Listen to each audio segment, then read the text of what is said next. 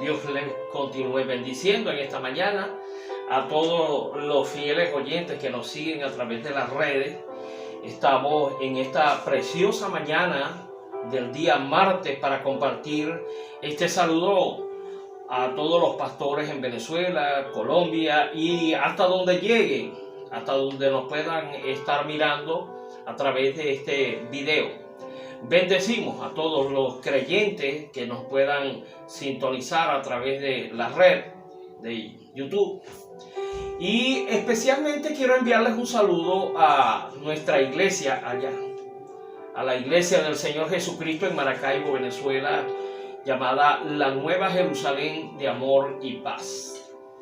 A todos ellos, a todo el personal de nuestra iglesia que hemos estado por un tiempo fuera de nuestra casa, pero que Dios ha sido bueno. Dios ha sido bueno y lo que más interesa es que Él esté allí. Y Él ha prometido estar con nosotros hasta el fin del mundo. Así que yo estoy creyendo que la presencia de nosotros como pastores dentro de la iglesia sí es muy importante, pero no más importante que la presencia de Dios. Si la presencia de Dios está allá con ellos, con nosotros, no hay ningún problema. Así que bendiciones para todos. Y en este día, esta mañana, yo quiero compartir un tema o hablar sobre un tema acerca de las consecuencias y los beneficios de la obediencia. O sea, la consecuencia de la desobediencia y los beneficios de la obediencia. ¿Sí? Gloria sea al Señor. Y para ello quiero leer en la Biblia, en el capítulo 3 del libro de Génesis. Miramos desde el principio cuando Dios estableció reglas. Dios estableció reglas para esta primera pareja, para que ellos vivieran bien, donde Dios les había creado un paraíso, pero les dio le pidió una sola cosita, tan pequeña, pero el hombre de verdad que no soportó, no aguantó y desobedeció el mandato de Dios. Dice la Biblia, permítame por favor leer lo que dice la Escritura. Dice que en Génesis capítulo 3, verso 1, dice que la serpiente era más astuta que todos los animales salvajes que el Señor Dios había hecho. Así que le preguntó a la mujer: ¿es cierto que Dios les dijo que no coman de ningún árbol del jardín? Y la mujer le respondió: podemos comer los frutos de los árboles del jardín, pero Dios nos dijo: no deben comer frutos del árbol que está en medio del jardín, ni siquiera tocarlo, porque si lo hacen, morirán. Gloria sea al Señor. Mire, vamos a dejarlo hasta allí, porque yo sé que usted, en su larga trayectoria de estar escuchando la palabra, leyendo la palabra, meditando en ella, es un pasaje muy conocido, muy trillado por cada predicador, pastores. Así que no quiero continuar leyendo porque sé que usted lo conoce. Yo también. Dios lo colocó en ese lugar y le dio una orden. Le dijo: no coma del fruto del árbol que está en medio del huerto. Es más, le dijo: porque si desobedeces, comiendo de él, ciertamente morirás. Y es allí donde empezamos a mirar las consecuencias de la desobediencia. Dice el libro de Génesis que la consecuencia de la desobediencia, que es pecado, toda desobediencia, dice la Biblia, que es pecado. Toda desobediencia es pecado. Óigalo bien. Diga conmigo. toda desobediencia es pecado. No quedó exento Adán, el primer hombre. Se pudiera decir que era el consentido de toda la creación. Por eso Satanás se enojó contra él, porque para Dios ese hombre era la máxima creación, porque la hizo con sus propias manos. Del barro juntó el polvo con el agua y salió un barro. Del barro con sus propias manos, o con el barro con sus propias manos, hizo al hombre llamado Adán. Dice la Biblia, nos enseña la Escritura, que este hombre estaba allí inerte, porque aún el soplo de Dios, la vida de Dios, la sustancia de Dios no había llegado a él. Y cuando Dios lo vio allí inerte, sopló en su nariz aliento de vida y fue Adán un hombre vivo. Gloria sea al Señor, porque así lo quería Dios, vivo. Y le dio de su espíritu. Pero Adán desobedeció, la mujer desobedeció y le dio de comer del fruto que Dios dijo que no. Satanás es mentiroso desde el principio. Él le dice a la mujer, con que Dios dijo que no pueden comer de ningún fruto, eso no fue lo que Dios dijo. Satanás es inventor. Satanás es, ¿cómo podría decirlo? Él cambia la palabra de Dios, y el que no conoce de la palabra de Dios se deja engañar fácilmente. Dice la Biblia que comió, la mujer vio el fruto hermoso, codiciable, y lo tomó, lo comió y le dio a su marido, y él también comió. Pero en el momento, desde el momento de la desobediencia, el pecado entró en Adán, y detrás del pecado, la muerte. Por eso el apóstol San Pablo, escribiéndole a los romanos, les dice: la paga del pecado es muerte. Romanos 3:23. Y desde ese entonces, y toda la creación desde Adán ha nacido bajo el pecado.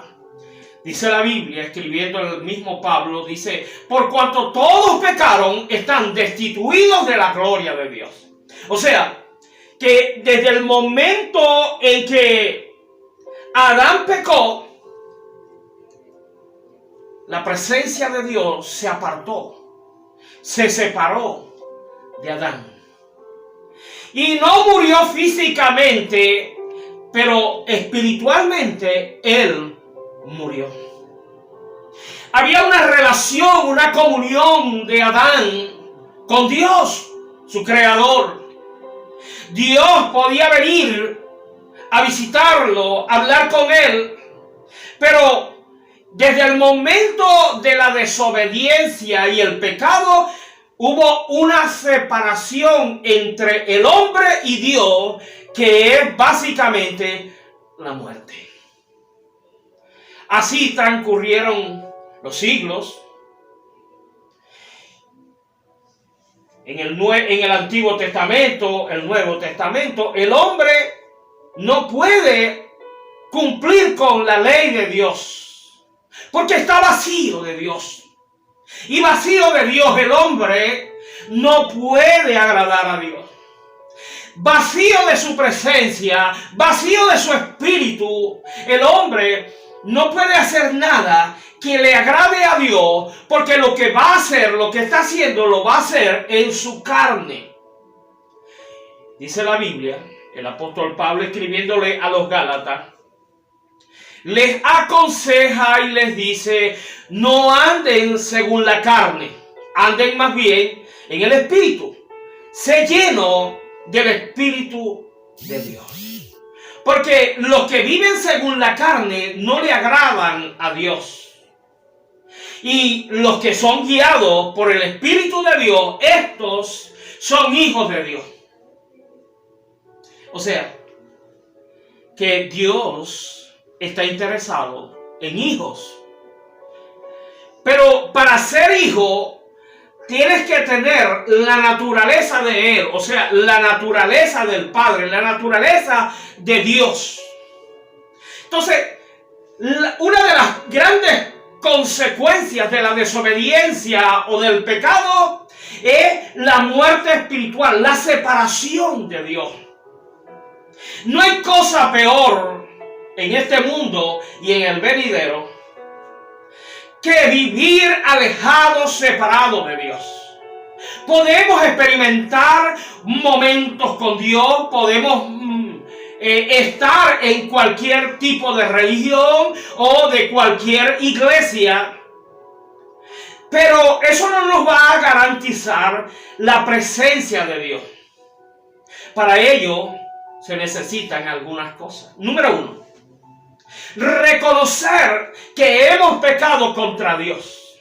Dejamos ahora a Adán y venimos al Nuevo Testamento para hacer el mensaje corto y miramos al tiempo de Jesucristo, gloria sea su nombre para siempre, porque es la etapa de nuestra vida, el antes y el después. Ya dije que la paga del pecado es muerte, lo dijo Pablo, inspirado por el Espíritu Santo de Dios. Ahora, este hombre, ¿cómo es que puede ser inspirado por el Espíritu de Dios? Déjame decirte algo. El libro de los Hechos capítulo 9 nos habla acerca de que este hombre perseguidor de la iglesia de Jesucristo, de esa iglesia naciente, recién, ahora mismo está creciendo, pero Satanás usa a Saulo de Tarso para perseguir a la iglesia de Jesucristo, que es su novia, que es el cuerpo de Jesús. Dice la Biblia que este Saulo, con autorización de los sumos sacerdotes o del sumo sacerdote y todas las autoridades, perseguía a la iglesia y camino a Damasco. Óigame, sucedió algo maravilloso, precioso para este hombre llamado Saulo de Tarso. Es que cuando él iba a entrar a Damasco, de repente llegó el de repente de Dios para él. ¿Oyó? Siempre hay un de repente de Dios para nosotros. Ojalá que hoy, a través de esta palabra, venga ese de repente de Dios para tu vida. Dice que un resplandor del cielo lo rodeó, al punto que cayó en tierra.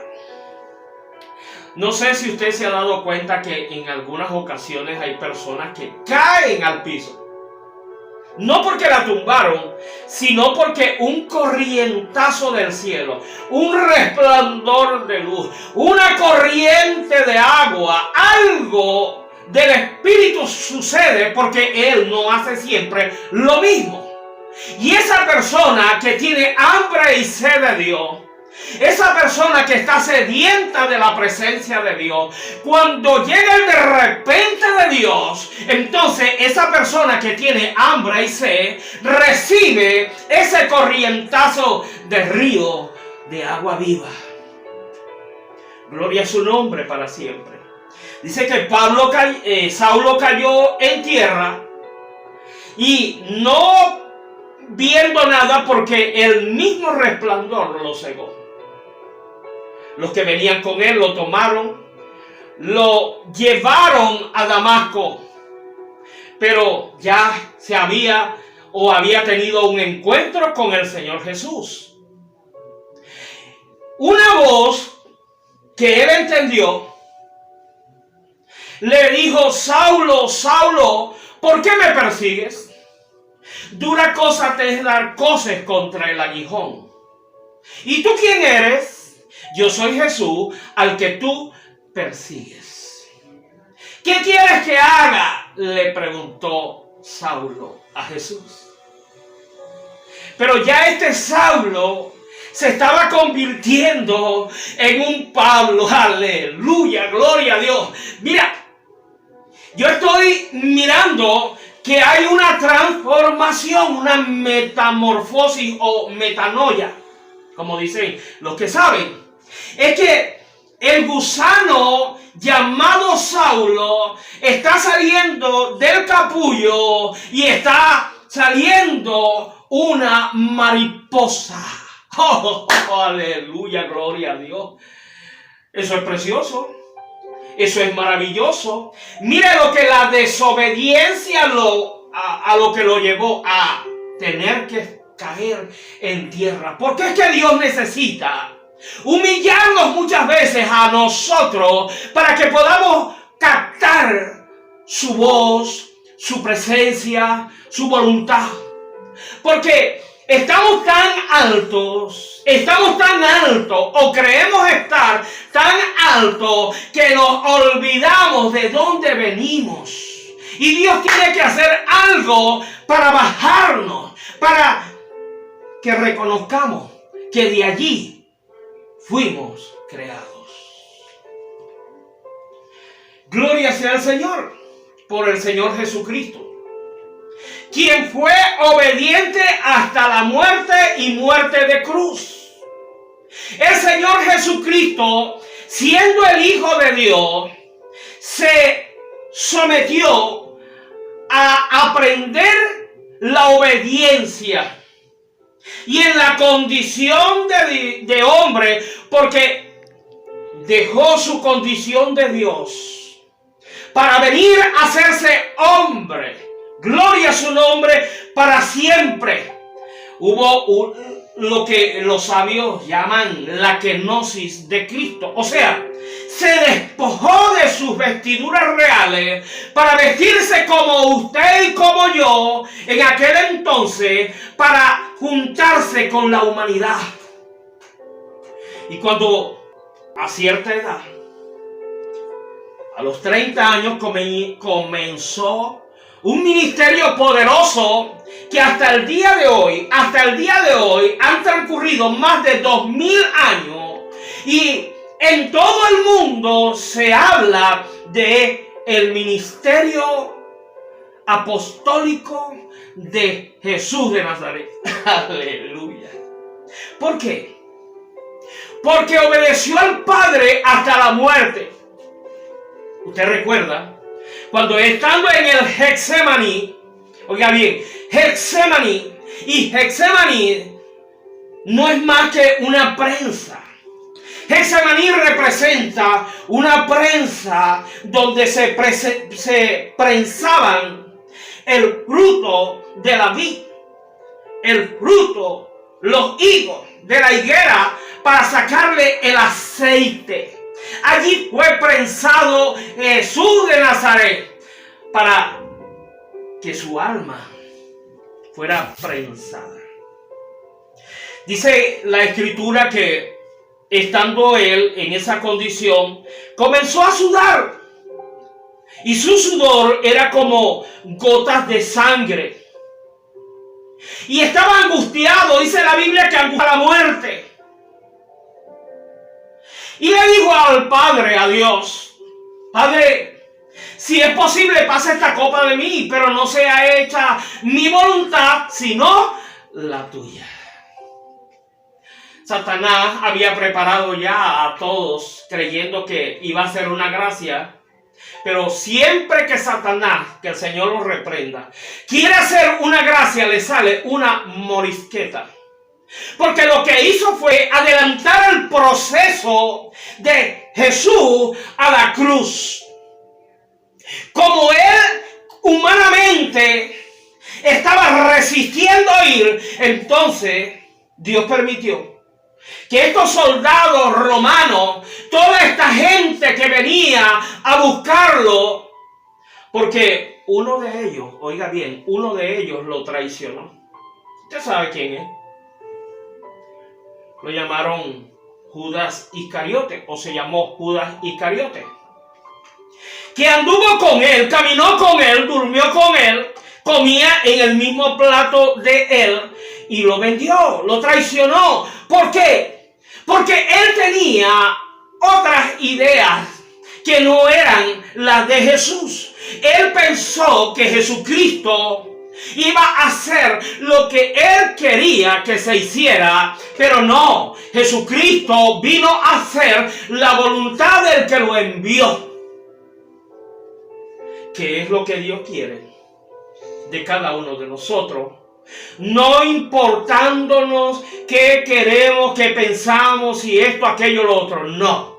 Dios nos ha escogido, Dios nos ha llamado, nos sacó del anonimato, nos sacó de donde estábamos muertos en nuestros delitos y pecados, para llenarnos de su presencia a través de su Espíritu Santo. Claro está, luego de conocer a Jesucristo, este hombre llamado Saulo, después de haber tenido ese encuentro personal con él, de haber sido lleno del Espíritu Santo, porque ese resplandor que cayó sobre él no fue más sino que la gloria de Dios. La gloria de Dios es como ese sol. Dice que nadie lo puede ver sin que tenga consecuencias. Pablo quedó ciego. Entró a Damasco, allí un discípulo de Jesús oró por este supuesto enemigo de la causa de la iglesia del Señor. Pero Jesús dijo: el que no es conmigo, contra mí es.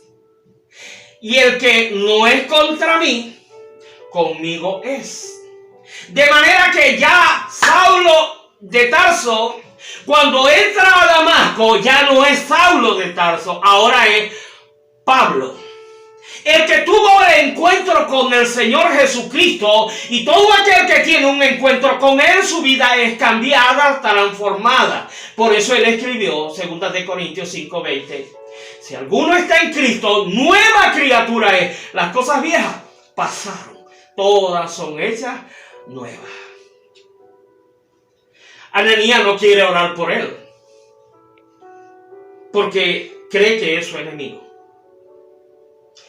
Y muchas veces Dios quiere que nosotros oremos por los enemigos, para que dejen ser enemigos. ¿Por qué? Porque no tenemos lucha contra carne ni sangre, sino contra principados y potestades en las regiones celestes, regiones de maldad. De manera que Ananías, obedeciendo a Jesús, en visión Jesús habló con él y le dijo: ora por él, porque instrumento mío me es escogido para que anuncie el evangelio a otras latitudes. Así que Ananías ora por Saulo, que ya no es Saulo, que ahora es Pablo. Se le caen como escamas de los ojos, y allí entonces nace la mariposa. Una mariposa que nadie podrá cortarle las alas, porque anda sobre las alas del viento, llevando el mensaje de la palabra. A partir de ese momento, después de haberle preguntado: ¿qué quieres que haga?, empezó este hombre, que un día fue asesino, partícipe de un crimen, ahora empieza a decir que Jesucristo es el Mesías, que Jesucristo es el Hijo de Dios, que Jesucristo es el que puede transformar y darle la oportunidad al hombre de un nuevo nacimiento. Y cuando hay alguien que reconoce a Jesucristo como Señor y Salvador, entonces Dios permite que su Espíritu venga sobre esa persona y pueda ser instruido ahora en el Espíritu. ¿Por qué? Porque somos espíritu, somos alma y somos cuerpo. Pero sin Dios, antes de Jesucristo éramos un cuerpo gobernado, dirigido por el alma. Porque espiritualmente estábamos muertos en nuestros delitos y pecados. Pero el sacrificio de Jesús en la cruz, la sangre que Él derramó, nos limpió de todos nuestros pecados. Y limpios de pecado, entonces Dios nos adoptó como sus hijos. Y nos dio de su naturaleza para que podamos decirle a Él, Abba, Padre. Ahora ya no somos huérfanos. Ya no estamos vacíos de su presencia. Entonces ahora podemos tener una relación con Él a través de la oración, a través de su palabra, a través de todas las herramientas que Dios ha puesto a nuestra disposición para que no tengamos más que escondernos de su presencia, sino poder hablar con Él. Una u otra de las consecuencias es la separación. Si el hombre muere en esa condición, su alma, que lo guió, que lo dirigió toda su vida, su alma tendrá que pagar en la eternidad sin Dios. Porque el alma que pecare, esa morirá. Muerte significa separación. Adán no murió físicamente, pero sí espiritualmente. El hombre camina, el hombre come, el hombre hace esto, lo otro, almáticamente, pero espiritualmente está muerto. Y si parte de este mundo en esta condición, su alma se perderá en la eternidad. Pero no es la voluntad de Dios. Me quedan 10 minutos. No es la voluntad de Dios. La voluntad de Dios es que todos procedamos al arrepentimiento y seamos salvos de la condenación, de los juicios que vendrán a este mundo, a esta tierra, y seamos partícipes de esta bendición, de pertenecer a su familia, a la familia que Él siempre ha anhelado, que Él siempre ha deseado.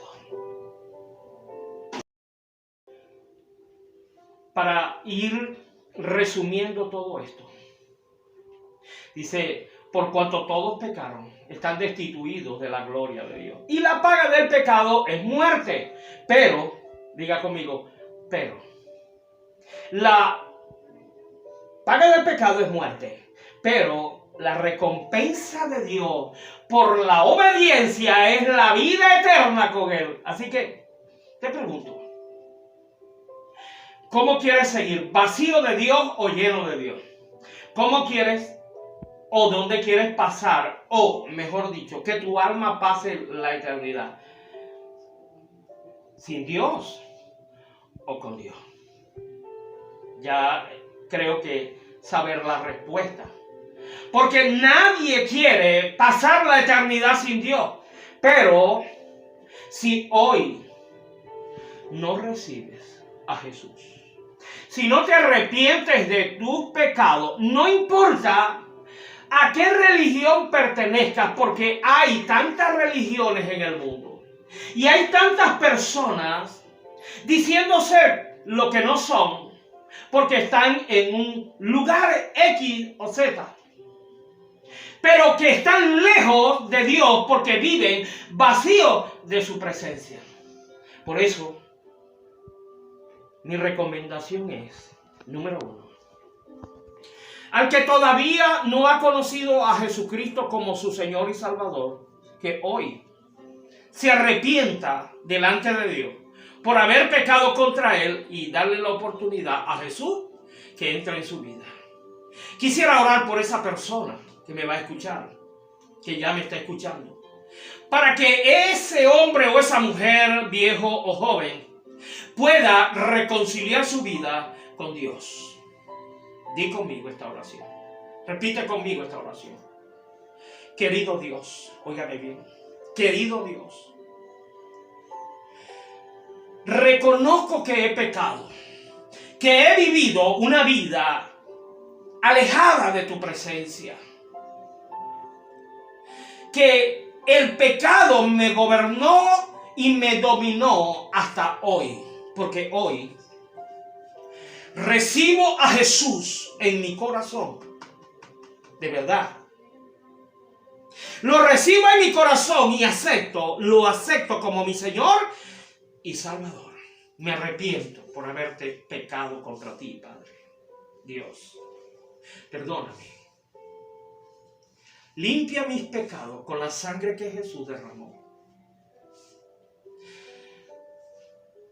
Lléname con tu presencia. Dame de tu soplo de vida. Para caminar íntegramente en tu presencia. Gracias, Dios, por esta oportunidad.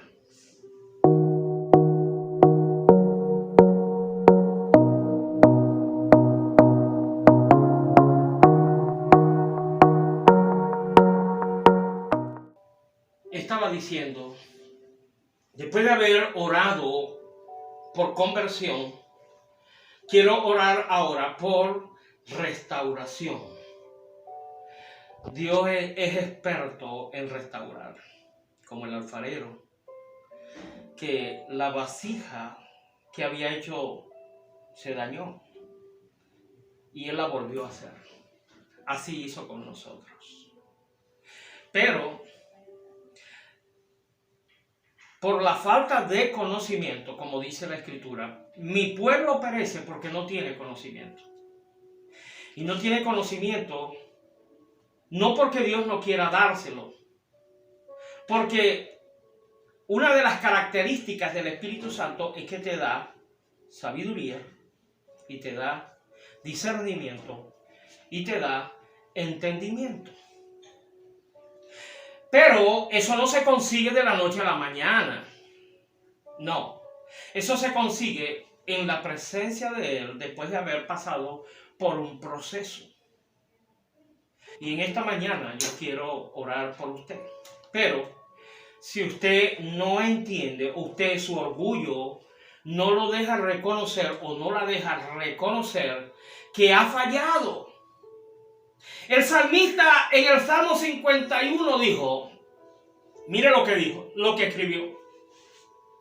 Contra ti he pecado y he hecho lo malo delante de tus ojos. No quites de mí tu Santo Espíritu, vuélveme el gozo de la salvación y un espíritu noble me sustente. O sea, el rey David, el hombre que era conforme al corazón de Dios, se descuidó. ¿Cómo se descuidó este? ¿Cómo se descuidó aquel? ¿Cómo me descuido yo? ¿Cómo te puedes descuidar? El problema no es ese, el problema es reconocer que nos descuidamos y el enemigo entró por la puerta que le abrimos y nos apagó esa relación. Pero si usted me escuchó y yo me pude explicar bien, usted entendió que necesita de la presencia de Dios. Allí donde estás, levanta tus manos. En un tipo de rendición, me rindo. Así como las autoridades de la policía capturan a alguien y le dicen, arriba las manos. Así como Samuel dijo, levanto mis manos. Así, hazlo tú también y yo también. Y di conmigo, querido Dios, me rindo ante tu presencia, reconociendo que he fallado contra ti, descuidando esa relación y el enemigo me ha ganado terreno, pero aunque estoy en el suelo, derribado, no estoy destruido. Así como Pedro se hundió por quitar su mirada de Jesús, por desenfocarse, pero cuando clamó a Jesús, le dijo, Señor, ten cuidado que me ahogo. Así te digo yo hoy, Padre, me ahogo. en la desesperación de no estar en tu presencia. Me arrepiento de haber hecho todas estas cosas. Te pido que me perdones y que me llenes de esa unción, de esa tu presencia, en el nombre de Jesús. Amén y amén.